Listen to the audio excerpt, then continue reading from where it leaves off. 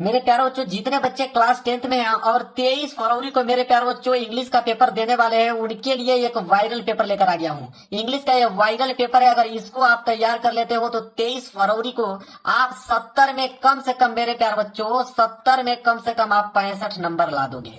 यह इंग्लिश का एक वायरल पेपर है जो कि रातों रात वायरल हुआ है। इसका मैं सोल्यूशन आप लोगों को करा देता हूँ, पूरा का पूरा सोल्यूशन लिख के लेकर आया हूँ। जिसकी तैयारी नहीं हो पाई है, इस पेपर को तैयार कर लो और आप 23 फरवरी को 70 में 65 स्कोर करके आने वाले हो। एडमिट कार्ड आप लेके जा रहे हो, एडमिट कार्ड पर से देखकर ही आप लोगों को रोल नंबर और यहाँ पे अपना नाम लिख लेना है। और देखिए, इस पेपर को हल करने के लिए 3 घंटे 15 मिनट का टाइम मिलेगा और नीचे नोट दिया गया है। नोट पढ़ना बहुत ज्यादा कंपलसरी है। बोला है कि the first 15 minutes are allotted only the reading the question paper. मतलब शुरू के 15 मिनट आपको टाइम मिलेगा रीडिंग द क्वेश्चन पेपर, मतलब पेपर को पढ़ने के लिए। तो जब 23 फरवरी को आप इंग्लिश का पेपर देने जाओगे, पेपर जब मिलेगा तो आप 15 मिनट पेपर को अच्छे तरीके से पढ़ लेना। जो जो क्वेश्चन आएगा उस पर ट्रिक लगाते चलना और उन प्रश्नों को आप लोगों को सबसे पहले करना है। दूसरा बोला है कि this question paper is divided into 2 section. यह पेपर 2 सेक्शन में डिवाइड है, 2 पार्ट में बना हुआ है। जिसमें से सबसे पहले आएगा आप लोगों का सेक्शन ए। सेक्शन ए में दिया है contains multiple choice question. Candidate have to choose the correct option and fill the answer in the OMR sheet. कह रहा है कि सेक्शन ए में मल्टीपल चॉइस क्वेश्चन रहेगा। कितने रहेंगे? तो 20 मल्टीपल चॉइस क्वेश्चन रहेगा और उनका आंसर आपको OMR शीट पे देना होगा। इसके बाद है आएगा अब सेक्शन बी। सेक्शन बी में रहेंगे आपके contains descriptive answer type question. 50 number मतलब 50 मार्क्स का आपका डिस्क्रिप्टिव टाइप क्वेश्चन रहेगा और 20 मार्क्स का आपका मल्टीपल चॉइस क्वेश्चन। और 5 नोट बोला है कि ऑल क्वेश्चन आर कंपलसरी। सारे के सारे क्वेश्चन करना कंपलसरी है। इसके बाद लास्ट नोट है कि marks are indicated urgent question. हर एक क्वेश्चन के आगे लिखा हुआ मिलेगा आपको कि वह क्वेश्चन 1 मार्क्स का है या 2 मार्क्स का है या 4 मार्क्स का या 6 मार्क्स का है। जितना भी मार्क्स का कोई भी प्रश्न होगा उसके सामने लिखा हुआ मिलेगा। सबसे पहले आया देखिए यहाँ पे सेक्शन ए, और सेक्शन ए में रहेंगे आपके 20 मार्क्स का 20 मल्टीपल चॉइस क्वेश्चन। बोला है कि क्वेश्चन नंबर 1 से लेके अगर 3 तक सॉल्व करना है आपको, तो बोला है कि read the following passage carefully and answer the question that follow choosing the correct option. कह रहा है कि पैसेज दिया गया, पैसेज को पढ़िए और पैसेज के नीचे मेरे प्यारे बच्चों 3 प्रश्न है जो कि 1 मार्क्स के हिसाब से आपको 3 नंबर मिलेंगे। ठीक है, तो चलिए पैसेज पढ़ते हैं हम लोग। देखिए पैसेज यहां से स्टार्ट है, यह पैसेज दिया हुआ है, यहां से लेकर यहां तक पैसेज दिया है। तो पैसेज को आप लोग एक बार अच्छे से पढ़ लेना। जब पैसेज को आप पढ़ लोगे तो इसके नीचे क्वेश्चन आपको देखने को मिलेगा। क्वेश्चन नंबर 1 इसमें बोला है कि हु वाज सुभाष चंद्र बोस। ठीक है, तो मतलब कि हु वाज सुभाष चंद्र बोस, सुभाष चंद्र बोस कौन थे। तो जब पैसेज में आप पढ़ोगे पहली लाइन, तो देखिए लिखा है कि Subhash Chandra Bose was a great leader of India. Subhash Chandra Bose एक महान नेता थे भारत के। तो मेरे प्यारों जो देखिए इसमें a great scientist, a great artist, a great leader मिल गया। मतलब सी वाला इसका बिल्कुल करेक्ट आंसर हो जाएगा, अ ग्रेट लीडर। मतलब सुभाष चंद्र बोस जो थे एक महान नेता थे। इसके बाद दूसरा प्रश्न है कि give me blood and I will give you freedom. Whose statement is this. मतलब तुम मुझे खून दो मैं तुम्हें आजादी दूंगा। यह स्टेटमेंट किसका है? तो यह स्टेटमेंट किसका है मेरे ख्याल से देखिए यहाँ पे लिखा हुआ है कि give me blood and I will give you freedom. तुम मुझे खून दो मैं तुझे आजादी दूंगा। ठीक है, ये भी जो है मेरे प्यारे बच्चों, ये भी सुभाष चंद्र बोस का ही नारा था। किसका? सुभाष चंद्र बोस का ही नारा था। ठीक है, कि तुम मुझे खून दो मैं तुम्हें आजादी दूंगा। तो इसका भी बी वाला ही सही होगा। इसके बाद तीसरा है कि Indian national army was organise by. मतलब जो इंडियन नेशनल आर्मी था उसको कौन ऑर्गेनाइज किए थे? तो वही किए थे Subhash Chandra Bose ji. Indian national army को ऑर्गेनाइज किए थे सुभाष चंद्र बोस जी। सी वाला जो है बिल्कुल राइट आंसर हो जाएगा। इसके बाद बोला है क्वेश्चन नंबर 4 से लेके 8 तक जवाब देना है। तो बोला है कि choose the correct option to answer the following. देखिए 5 क्वेश्चन है 5 नंबर का। ठीक है, बोला है क्वेश्चन नंबर 4 यहाँ पे कि the vice leader and politician, यहाँ पे भरना है एसिनेटेड। अब यहाँ पे क्या भरा जाएगा, आर भरा जाएगा कि हैव बीन, कि हैज बीन, कि हैव हैड बीन। अब मेरे प्यारे बच्चों यहाँ बोला है कि the vice leader and politician. देखिए वाइस लीडर एंड पॉलिटिशियन के आगे किसका प्रयोग किया गया है, द का प्रयोग किया गया है। द दर्शा रहा है कि ये सिंगुलर है, तो यहाँ पे हमें सिंगुलर वर्ब का प्रयोग करना पड़ेगा। तो सिंगुलर वर्ब मेरे प्यारे बच्चों हैज बीन होता है, ठीक है, क्योंकि आर भी आपका प्लूरल हो जाएगा, है भी प्लूरल हो जाएगा, है भी प्लूरल हो जाएगा। सिंगुलर का प्रयोग करना है मेरे प्यारे बच्चों, इसलिए यहाँ पे क्या हो जाएगा, हैज बीन। क्योंकि यहाँ पे जो नाउन है मेरे प्यारे बच्चों, ठीक है, तो नाउन के आगे यहाँ पे द का प्रयोग किया गया है, जो कि यह दर्शा रहा है कि वो सिंगुलर है, तो इसलिए हम लोग यहाँ पे भी सिंगुलर वर्ब का प्रयोग करेंगे।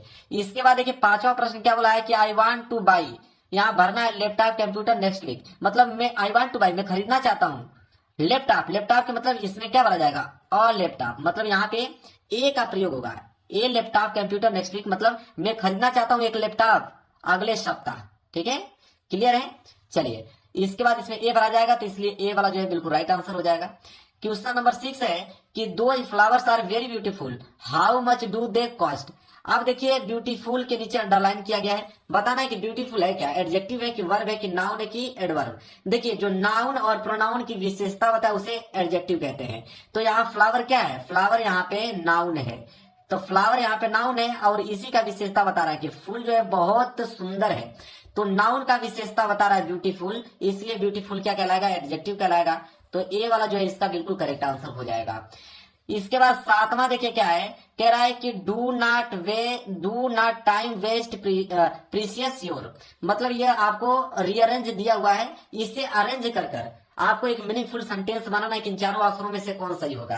तो जब इसे मीनिंगफुल सेंटेंस आप बनाओगे तो ऑप्शन सी बिल्कुल सही होगा कि do not waste your precious time. इसका मतलब यह है कि अपना बहुमूल्य समय बर्बाद न करें, do you not waste your precious time, ठीक है, तो इसका सी वाला जो है राइट आंसर हो जाएगा। आठवां देख लो क्या है, कह रहा है कि find the correctly spelled word, मतलब इसमें से कोई एक गलत वर्ड है जो आप लोगों को बताना है कि इसमें से गलत वर्ड क्या है। तो गलत वर्ड अगर हम बात करें मेरे प्यारों जी इसमें, तो देखिए गलत वर्ड नहीं पूछा है, करेक्टली वर्ड पूछा है, सॉरी करेक्टली वर्ड मतलब सही वर्ड, कि इसमें से सही वर्ड कौन सा है। तो देखिए SERVENT बिल्कुल गलत है, SESAR बिल्कुल गलत है, SARA भी गलत है, मतलब सर्वेंट SERVENT सर्वेंट की स्पेलिंग यही होता है, मतलब यह बिल्कुल करेक्ट वर्ड है। करेक्ट वर्ड क्या है, सर्वेंट, SERVENT, क्लियर है। चलिए इसके बाद देखिए क्वेश्चन नंबर 9 से लेकर 10 तक बोला है कि read the passage given below and answer the question that follow, ठीक है, कह रहा है कि पैसेज को पढ़िए, ये जो पैसेज दिया है इस पैसेज को पढ़ना है, पैसेज को पढ़ने के बाद इसी पैसेज में से इस आंसर का जवाब, मतलब इस क्वेश्चन का जवाब देना है। तो पैसेज पहले एक बार पढ़ लीजिएगा, पैसेज जब आप पढ़ लेंगे तो क्वेश्चन नंबर 9 पूछा है कि the freedom of the black people of his country was. तो आप देखिए यहाँ पे लिखा है कि आई सा that it was not just my freedom that was करटेल्ड। तो करटेल्ड मिल गया, बिल्कुल मिल गया, सी वाला ऑप्शन जो है बिल्कुल राइट आंसर हो जाएगा। आगे बढ़ते हैं, प्रश्न 10वां देख लीजिए क्या दिया हुआ है कि the author felt the greater hunger for.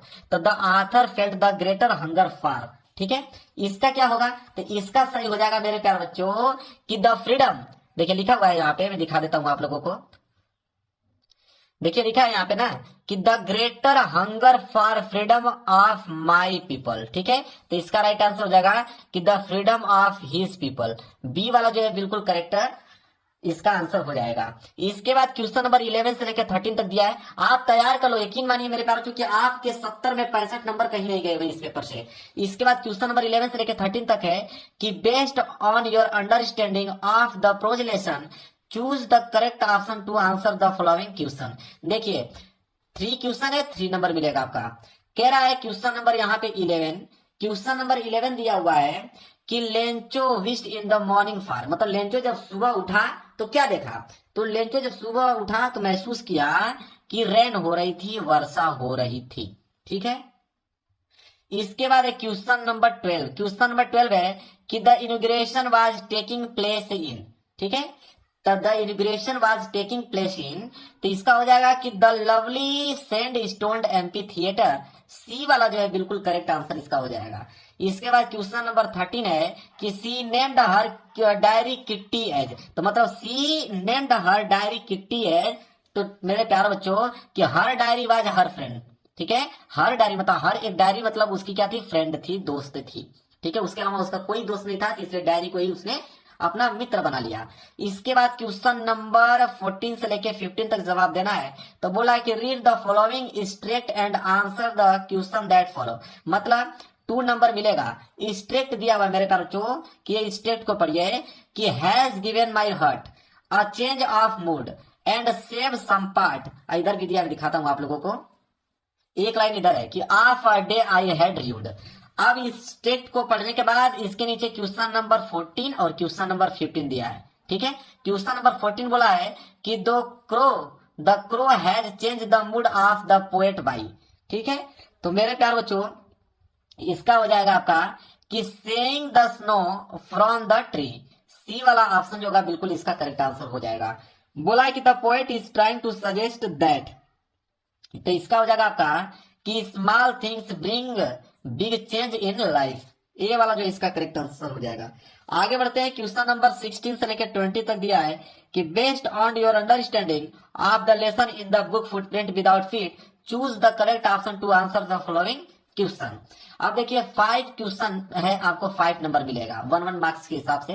Question number देखिए यहाँ पे 16। जो लोग चैप्टर पढ़ेंगे उनको अच्छे तरीके से मालूम होगा कि ट्रिकीज एक्चुअल प्रॉब्लम वाज, मतलब ट्रिकी की एक्चुअल प्रॉब्लम क्या थी। तो उसकी प्रॉब्लम ये थी कि vomiting because of excess food. जब वो ज्यादा भोजन कर लेता था तो उसे उल्टी आ जाती थी। क्लियर है। इसके बाद क्वेश्चन नंबर 17 देख लीजिए क्या है। क्वेश्चन नंबर 17 है कि Hari wanted to win over the confidence of Anil because.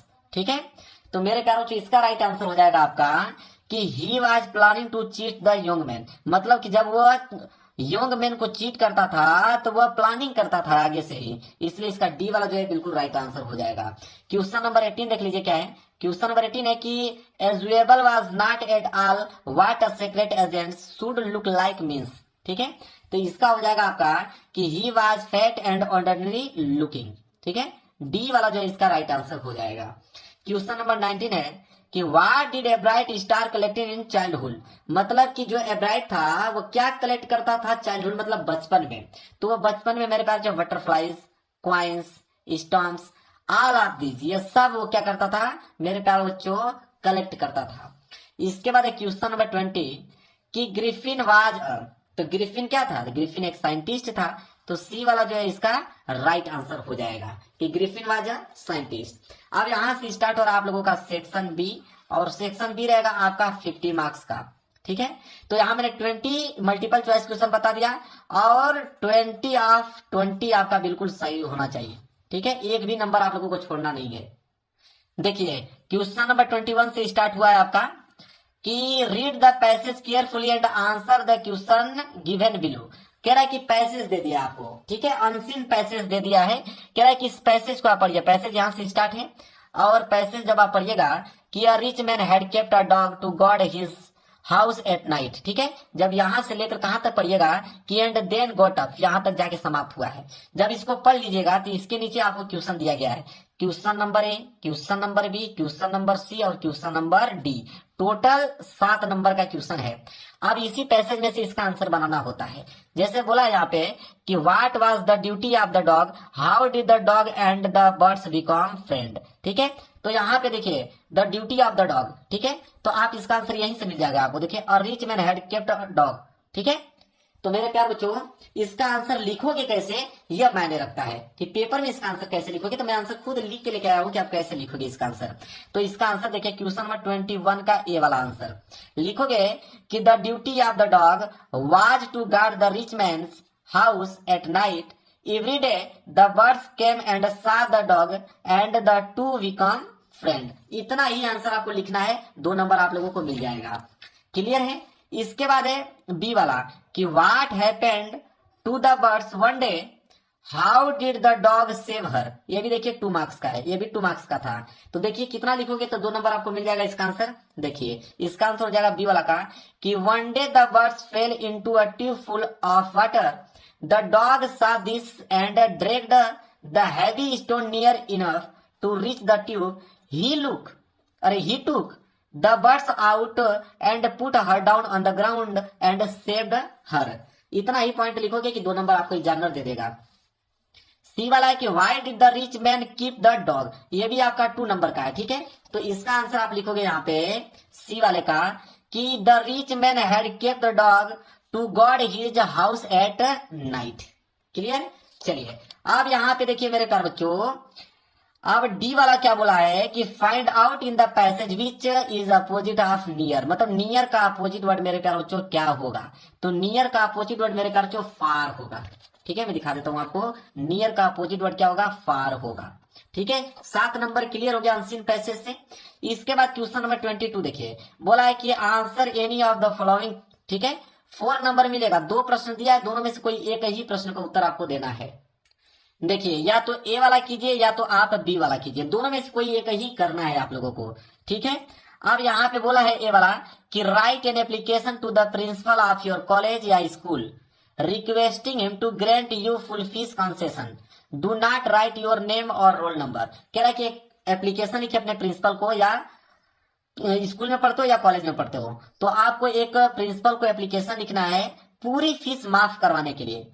अपनी पूरी फीस माफ करवाने के लिए एक एप्लीकेशन आपने प्रिंसिपल को कैसे लिखोगे, बोला कि do not write your roll number, मतलब ना तो रोल नंबर आपको उसमें होना चाहिए ना तो नाम, मतलब रोल नंबर नाम अपने बोर्ड एग्जाम की कॉपी पे आप लोगों को नहीं लिखना है।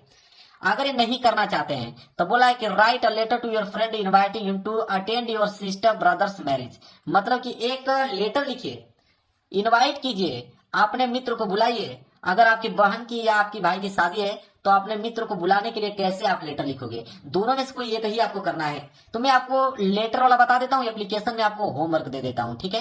होमवर्क मतलब खुद से आप लोगों को करना है। अगर मन करे कि बोर्ड एग्जाम में मैं एप्लीकेशन करूंगा तो आप कर सकते हैं, लेकिन मैं लेटर आप लोगों को बता देता हूँ इसका, ठीक है।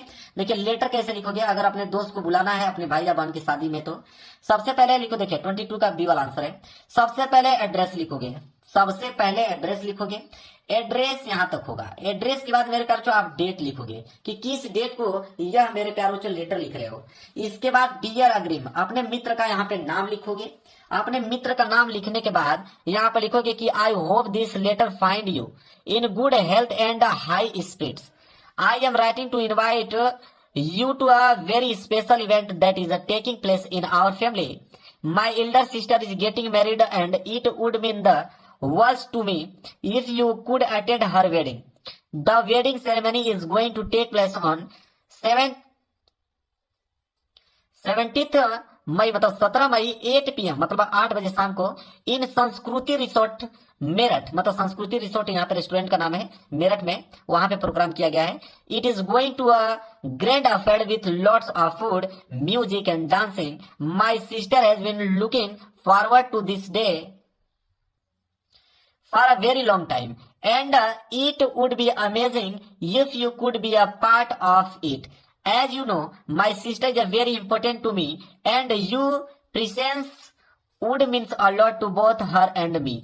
I am sure you will have a great time at wedding and I will get a chance to meet some of my other family members and friends.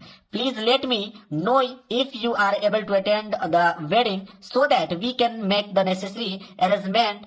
If you have any question or concern, feel free to contact me at any time. अब यहाँ पे हो गया आपका समाप्त, ठीक है। Letter हो गया बिल्कुल समाप्त आप लोगों का। अब आगे बढ़ेंगे क्वेश्चन नंबर 23 की तरफ। क्वेश्चन नंबर 23 है आपका कि answer any one of the following in about 80 to 100 word, मतलब 80 से लेके 100 शब्दों में आपको जवाब देना है। 6 नंबर मिलेगा। इसमें भी आपको 2 दिया है, या तो आप ए वाला कीजिए या तो आप बी वाला। ए वाला करने का मन है तो ए वाला कीजिए। कह रहा है कि राइट अ रिपोर्ट, एक रिपोर्ट लिखिए on science exhibition your college, ठीक है। कह रहा है कि हिंट दिया है कि उसमें डेट भी होना चाहिए, इनॉग्रेशन भी होना चाहिए, मॉडल्स भी होना चाहिए, एक्साइटेड होना चाहिए, gathering overall expression and experience, ये सब कुछ होना चाहिए। अगर आप रिपोर्ट नहीं लिखना चाहते हैं तो आप आर्टिकल लिखिए कि write an article on the importance of taking regular exercise on the basis of hint given below, मतलब कि डेली एक्सरसाइज के क्या इंपॉर्टेंट है इस पे आपको एक आर्टिकल लिखना है। नीचे आपको हिंट दिया है कि इंट्रोडक्शन उसमें होना चाहिए, कीप आवर बॉडी उसमें होना चाहिए, keep our body active, tension free and happy, all day long better concentration on studies conclusion, ये सब कुछ उसमें होना चाहिए अगर आर्टिकल लिखते हो तो। मैं आर्टिकल ये आप लोगों को बता देता हूं, ठीक है, आर्टिकल नोट कर लीजिए।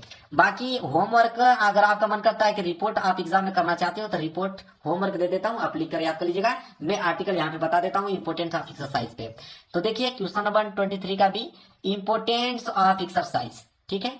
यहां से आप लिखना स्टार्ट करोगे कि exercise is basically any physical activity that we perform on a repetitive basis of relaxing our body and taking away all the mental stress, ठीक है। It is important to do regular exercise. When you do this on daily basis, you become fit both physically and mentally.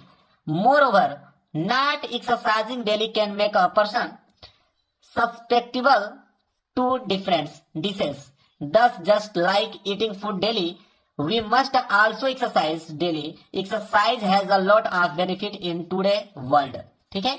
इसके बाद लिखिएगा first of all it help in maintaining your weight, moreover it also help you reduce weight if you are overweight, it is because you burn calories when you exercise. Further, it help in developing your muscles, thus the rate of your body will increasing, which help to burn calories. Moreover, it also help in improving the oxygen level and the blood flow of the body. When you exercise daily, your brain cells will release frequently. It is essential to exercise for mental and physical development. Thus, exercise is important for the overall growth of a person. It is essential maintains balance between work, rest, the activities. So make sure to exercise daily. Complete हो गया आप लोगों का, ठीक है। इसके बाद आगे है अगला question, question number 24। Question number 24 है 24 का ए वाला कि rewrite the following by changing into indirect speech. Indirect speech में चेंज करना है, 2 नंबर आपको मिलेगा।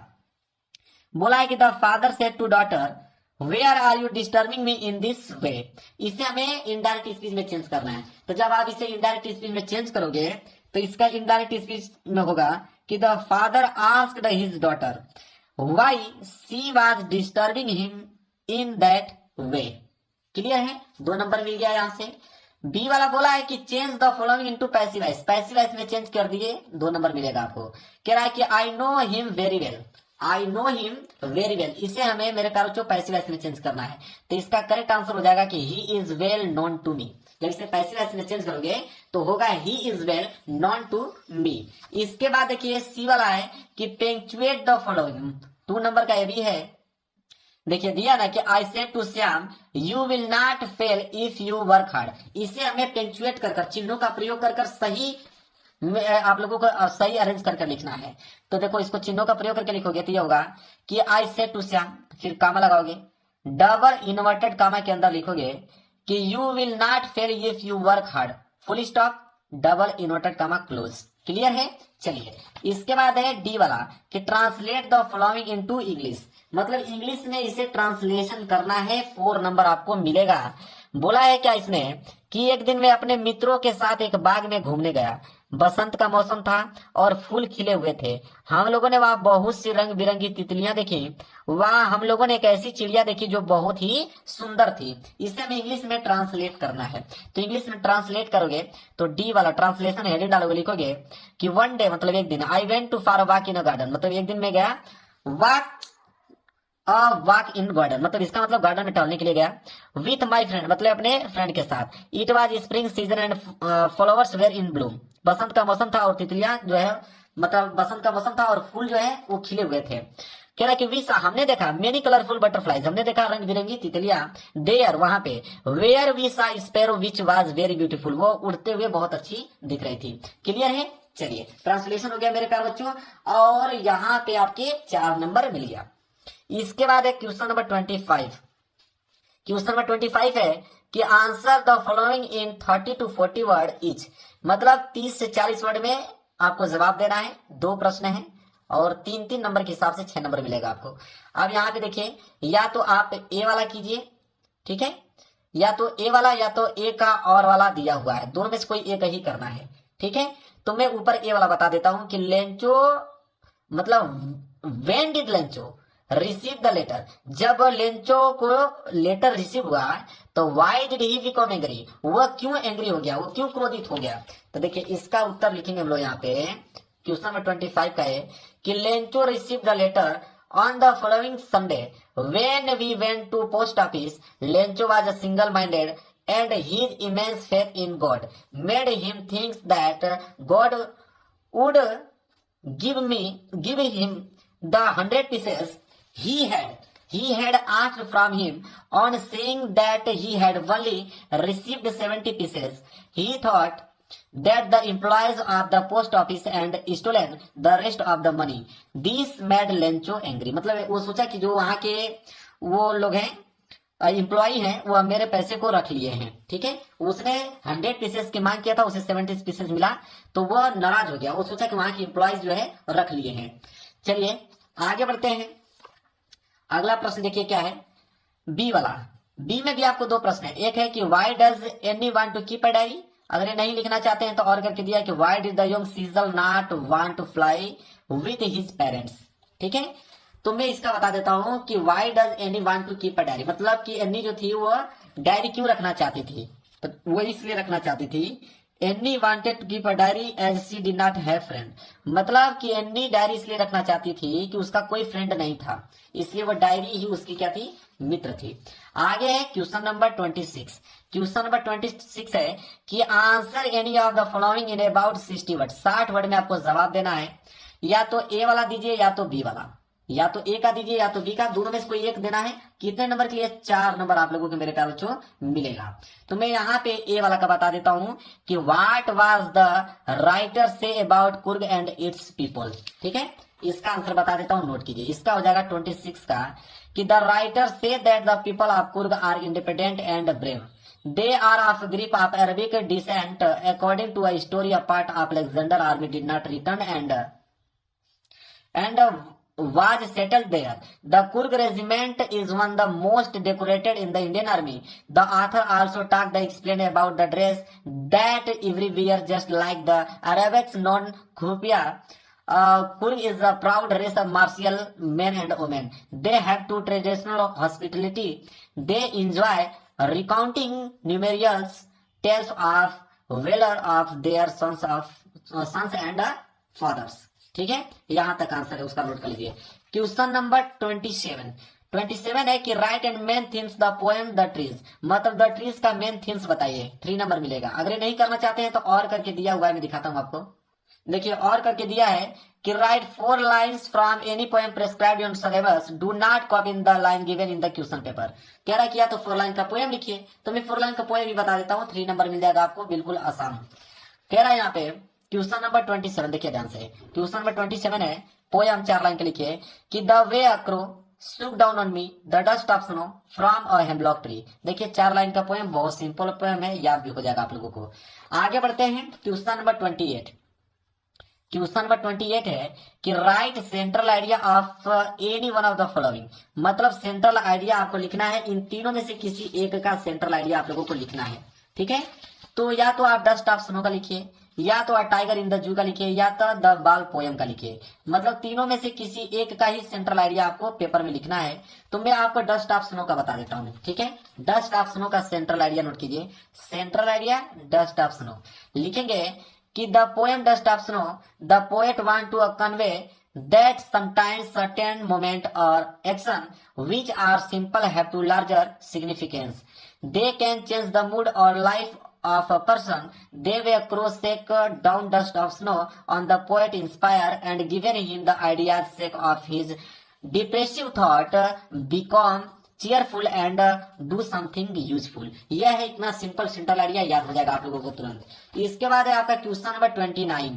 कह रहा है क्वेश्चन नंबर 29 के answer any of the following in about 30 to 40 word, 3 number मिलेगा, 30 से लेकर 40 वर्ड में जवाब देना है, या तो आप ए वाला का दीजिए या तो आप बी वाला का दीजिए। मैं ए वाला का बताऊंगा कि how did Griffin save himself from mister hall, ठीक है। तो इसका आंसर देखिए बहुत सिंपल है, इसका आंसर हो जाएगा कि to save himself to took off his cloth and became invisible before people could find him, ठीक है। अब है लास्ट प्रश्न इस पेपर का मेरे पास, क्वेश्चन नंबर 30। कह रहा है कि answer any of the following in about 60 word, 60 word में जवाब देना, 4 नंबर मिलेगा। या तो आप ए का दीजिए या तो आप बी का दीजिए। तो मैं ए का बताऊंगा कि what role did not excited balcony play in the story the midnight visitor. ठीक है, तो इसका आंसर नोट कीजिए। इसका आंसर हो जाएगा 30 का ए कि in fact there was no balcony outside the room of Ausable, this non excited balcony play a deceive role in the story.